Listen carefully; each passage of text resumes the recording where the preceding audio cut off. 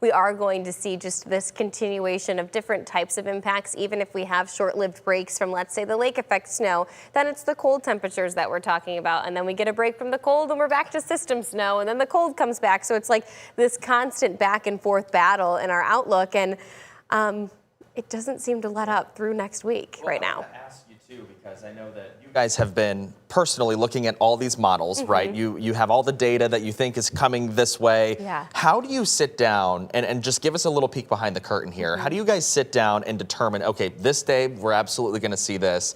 Yeah. How do you keep it straight in your head? Obviously, you have 4 meteorologists that are spectacular at their jobs, but yeah. I mean, it's got to be a lot to even begin to forecast this. Well, thank you for saying that. Honestly, our team has been so on top of it, and we kind of keep each other in check at all times. Like, one of us is like, hey, have you noticed this? And then the next one's like, but don't forget about this. And then we all kind of keep doing that. I mean, we have not stopped since the middle of last week, a constant text chain between the 4 of us, keeping an eye on different things and verifying forecasts. And well, I think that you need to pull this county a little bit out of the snowfall. And I think, you know, we're constantly making adjustments to our forecasts with each other. And it's been a lot. Even before last week, I mean, maybe just last week for this particular system. Right. Since we've gotten into this winter, it seems like it has just been relentless. It's been busy for the weather team. You all haven't had a break. No, we have not had much of a break, but luckily we have such a fantastic team who all work so incredibly hard, and that makes it all worth it because you know, and we love this. I mean, snow is our thing. I think we always say that, like, we enjoy doing severe weather, but all 4 of us grew up in Michigan. We all went to school around Michigan, except for Colton. He did go to Valpo, but it's okay. Oh, that's like what, an hour outside of the border? Yeah, exactly. And still, you know, with lake effect snow that he would experience there. And so this is kind of our bread and butter. We wait all year long to get into the season, and then we get here and we're like, wait a minute, why do we love this as much as we do? The breaks a little bit, please. Yeah, exactly. We could use to slow down just a little bit, but that's not the case. And if you're just joining us, we thank you guys. I'm going to talk a lot right now because we have a lot. Yeah, we have a lot to talk about. So let's delve into things here. Our first weather impact alert, it went into effect yesterday. It is going to continue on until 7 a.m. tomorrow morning. This comes as this cold air is intruding into West Michigan, and it's firing off lake effect snow. We've talked about lake effect snow all season long. When temperatures are this cold, firing off over Lake Michigan, what happens is we get this really fine, dusty, powdery snowfall, and we're experiencing that right now. But when snow is this fine, when it is this dusty, no, it does not necessarily pile up on the roadways and pull and tug your tires side to side. It's not the heart attack snow that's hard to shovel, but it does blow and drift and create terrible visibility, which in my opinion is one of the hardest things to contend with on the roadways because you cannot even see the lanes in front of you regardless of if the roads have been plowed. In addition to that, when we're talking temperatures sitting between -5 to -15 degrees, which is the case today for our wind chill values, it's hard for road crews to even treat the icy patches on the roadways. Considering that we have had rounds of snowfall since late last week, there is ice on the roads and you should be driving as if there is. Bundling up, of course, in addition to that, we have winds gusting 45 miles per hour right now along the immediate lakeshore's edge. You couple that in with our temperatures sitting in the low teens to single digits, and it feels like that -5 to 15 degree category, exposing your skin to frostbite. So the last thing we want is you all to get out on the roadways unnecessarily and then end up in an accident and stuck outside in these conditions. Here's a current look at our radar. I mean, over the last several hours, we've just had this continuation of lake effect snow, and we're starting to see a little bit more banding features develop, and I'll show you that in just a second here. But our cameras across West Michigan showing off these snow-coated roadways and rapidly changing and deteriorating conditions. I think that's the other thing. You're going to be driving and you might go 3 to 5 minutes like, hey, this is okay, I can handle this. And then you get just a few minutes down the roadway and now you're starting to not be able to see just a few feet in front of you. Here's a closer look at our radar, right? You can see we've seen this expansive lake effect snow following the Clipper system that moved in. I want to zoom in here and kind of shut off some of the noise, find where our most intense banding is coming down at this hour. So from Grand Rapids through Walker up towards Marne, Lamont, all the way over to Grand Haven and Ferrysburg, there's a strong west-northwesterly band that's formed. Within this band, I imagine that visibility is near 0 miles. So if you are headed anywhere within those areas, you are expected to go as slow as you possibly can, use your flashing lights, make it so that people can see around you. And if you're unfamiliar with those roadways, I highly suggest not driving on them. It can be very, very difficult. Byron Center, Cutlerville, Hudsonville. That's where Erin Sullivan, I think, was. Was she in Hudsonville, guys? Is that where she was just driving through? I believe so. Yes, she was. That's where we were just seeing those whiteout conditions there. Zeeland, Holland, West Olive. You are in that perfect little gap. You might be looking out your window and saying, it's not all that bad out. And then you had southbound US 31 and bam, you're right back in that lake effect belt. Let's head up onto our friends in Muskegon County. You can see that we have not nearly as of an intense band headed through Muskegon County, which is actually why we don't have you in our bullseye for highest snowfall totals, but still seeing some fairly decent snowfall rates from Muskegon through Muskegon Heights through Cloverville, even stretching as far inland as Ravenna. And then let's head south to Allegan County. Oh, my friends in Allegan County, you always get the highest snowfall totals. It's just the way it works with the wind direction off of the lake, and I do believe that that will be the case, especially in this little pocket here, stretching from Zeeland, Hudsonville, down through Wayland. I really do believe that this is going to be our bullseye zone by the time things are said and done for the highest snowfall totals. So when we're talking upwards of 9+ inches of snow, you all are the area that we're talking about that it could have potentially experienced those high levels of snowfall. And you can see most of Allegan County underneath snow at this time. Heading even further south, Kalamazoo, this is where we're starting to see some improvements. But to get from Grand Rapids to Kalamazoo, a hot mess of an experience. Big picture of things here, overall, our northern zones, inland areas are not experiencing nearly as much snowfall. That's not to say you won't. Some of our models are trending where we're starting to see a little bit of that snow push inland to Mount Calm, Mecosta County, late morning and into mid-afternoon hours. The good news is that you've had some short-lived relief from the snowfall. Lake effect will start to tailor back or taper off some after the evening commute tonight, but I do still think that the evening commute is going to be pretty dicey, even if some of our banding starts to weaken. Headed into tomorrow morning, much improvements in terms of snowfall. We will have about, I would say, 18 hours of relief before our next system moves into West Michigan. We'll look at that in just a second, but let's track snowfall totals. I'm going to head out to the weather deck after this hit. I'm going to measure and see how much snow we've received here in Walker. I know that we had 8 inches headed into last night. I have not yet measured this morning. I've been a little bit busy, but I will find out how much snow is on our board out there on the weather deck and let you all know. By the time we reach noon today, we should expect another inch here in Walker. Those of you Allegan, Holland, stretching up towards Muskegon Heights, you should expect another 1 to 2 inches of snowfall. By 6 p.m., now we're talking a widespread 1 to 3 inches of snow that's additionally accumulated. But look at our 2 bands that we pinpointed there that I really talked about. Now we're starting to reach closer to 4 to 5 inches of additional snow within that banding.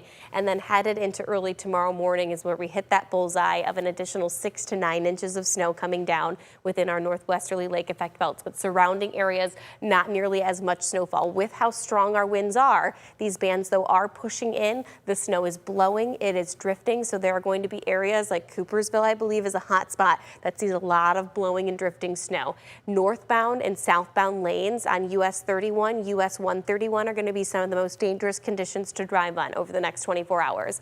All this said and done, I think you can imagine that, yeah, the National Weather Service went ahead and issued winter storm warnings until 7 a.m. tomorrow morning, including Kent County, Newaygo, Lake, and then all of our immediate lakeshore counties. Those that are not underneath winter storm warnings are underneath winter weather advisories until early tomorrow morning. So everybody feeling at least some form of impact. If you have not gotten enough snow yet, not to worry. There's where that came from. Actually, several rounds of additional snowfall to talk about. This is early Wednesday morning. Between 4 to 7 a.m., it looks like our system becomes widespread across West Michigan. It's going to bring an additional 3 to 6 inches of snow is what I'm thinking right now. Backside of it could generate lake effect snow, which starts to push our numbers even higher. We have a small wave that models are trying to push through come early Thursday morning, followed up by lake enhanced snow all throughout the day on Thursday. That looks to be the hardier lake effect snow than between Wednesday and Thursday. I think more lake effect snow on Thursday at this point in time. Headed into Friday, models are starting to show some signs of, okay, maybe our lake effect snow is going to slow down, but our temperatures, that's when those really start to plummet. And while, yeah, you're seeing clear skies, no clouds, that is terrible news when it comes to temperatures starting to reach towards sub-zero conditions. Because what do I always say? If we don't have clouds, we don't have the blanket over our sky that we need to hold in what little heat that we have. And that looks to be the case Friday night and into Saturday morning, and then again Saturday night and into Sunday morning, where we could potentially see some of the coldest air that we've seen at least since 2014 here in West Michigan, if not further back than that. Looking at snowfall totals, though, don't want to go too far ahead of myself here. I still want to talk about snowfall totals for Wednesday. 3 to 6 inches of snow likely to formulate. Notice you're seeing some of that lake enhancement show up in our model guidance here with those darker shades of blue. That's lake enhancement off the backside of the system. So we're going to see the highest snowfall totals once again embedded within our west-northwesterly belts within this system. And then there's more where that came from. Thursday looks to present chances for lake effect snow. I don't think that number is going to be perfect right now for Grand Rapids, sitting at 3.5 inches of snow, but I'm showing it to give you the general picture that, yeah, GR, you've got another foot of snow on deck between now and Saturday. Lots of snowfall inbound, and then we have to talk the cold conditions. Look at Muskegon now. I mean, really, it looks like we're embedded within a cloud, but that's the snowfall coming down there. Temperature-wise, we are at 11 degrees there in Muskegon, 13 in Holland, Kalamazoo sitting at 13 degrees, and 12 degrees in Grand Rapids. Now, you might be reading that and being like, okay, that's not all that bad. But our winds are really strong right now in the wake of that Arctic front that passed through yesterday. They're sustained out of the west-northwest at 18 to 25 miles per hour. They're gusting right now at, let's see, what is that? 46 miles per hour in Muskegon right now, 40 miles per hour in Holland, and a 30-mile-per-hour wind gust in Grand Rapids. As if the lake effect snow and the temperatures weren't enough, you start to factor in these winds, and our feels-like conditions are sitting somewhere between 0 to negative 10 degrees right now. Headed into the afternoon hours, we don't anticipate to gain much heat. Our winds have spun out of the north and west. When we have a northwesterly wind, we drag down that Arctic air, and that will be the case throughout the day today. So we're going to see winds gusting of 40 to 45 miles per hour, dragging in that cooler air mass and keeping our feels-like temperatures sub-zero all throughout today and headed into early tomorrow morning. Some of our coldest temperatures will be in our northern counties. And while you might not be experiencing the brunt of the snowfall, you will be experiencing the brunt of the cold, feeling like negative 15 degrees by 6 a.m. tomorrow morning. So very rigid, very cold air mass at play. But this is not even close to the coldest conditions that I expect us to experience this week. What's happening here as we talk about the polar vortex, or at least you've heard, I'm sure, the term polar vortex. We talked about it so much back in 2014. What happens is the polar vortex always exists, right? It rotates and it circulates up along the North Pole, but every once in a while we can have little breaks in it and little dips in it. And actually, when we were forecasting for this winter season, this was something we looked at really closely when coming up with our forecast. And that was these little cold air outbreaks that we saw the potential for. This is not a little cold air outbreak. This is a big cold air outbreak coming to West Michigan. With the intrusion of cold air arriving anytime between late Thursday night right now and Saturday morning. That's the part of the forecast that I'm still a little bit weary about. When is this cold air really going to sink in? But once it does, it's going to pack a punch. These are our actual forecast low temperatures, negative 11 degrees. So from Friday night into Saturday morning, right now, I have us at negative 11. I will say this is such a wimpy forecast for me because most models are placing us between negative 20 to negative 30 degrees Friday night and into Saturday. So chances are we will continue to lower this temperature, but we just want to make sure that we have more consistency in our model guidance before we really, go that bullish into the forecast. But even Friday, 3 degrees, we'll start off the morning there, but I actually think we're going to consistently cool throughout the day on Friday, getting closer to that negative 11 degree mark, not only during the overnight hours Friday and into Saturday, but potentially during our daylight hours as well.